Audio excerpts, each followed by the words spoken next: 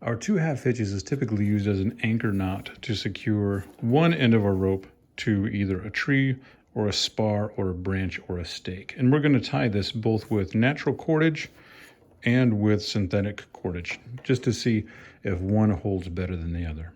So for our 2 half hitches, we'll go around our bar or our post or our stake or our tree. We're going to hold the standing part in one hand and we're going to have the running end in another. Now when I am tying my 2 half hitches, I tend to go over my rope rather than under it. So I'm going to go over my standing part, and then I'm going to come up through the hole I made. I'll do this a few times. I'm going to pull it snug.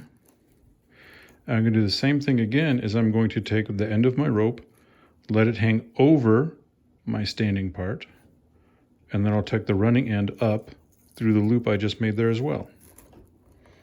Each one of those is a half hitch, and by doing it twice, we have 2 half hitches. I'm going to slide this further down, and we'll do the same thing, but we'll keep this rope there with our synthetic cordage. So we'll come to the end of our cordage. It's springier. I usually don't like to work with it because it doesn't lay flat as I'd like. So do the same thing. We'll have our running end in our left hand. I'm going to come around. I'm going to go over. We're going to have our standing part in my left hand. We're going to come around our bar. Just kind of lay it on top of our rope. And you can see we've made a hole. We've made a circle. And I'm going to take my running end and just come up through that circle. Hopefully you can see how that rope travels. It's easier to see with the synthetic cordage. I'm going to pull it snug. I'm going to do the same thing. I'm going to lay my running end on top of my standing part,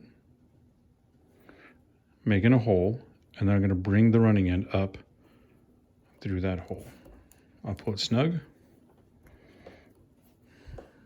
And there I have 2 half hitches in synthetic cordage and 2 half hitches in natural cordage.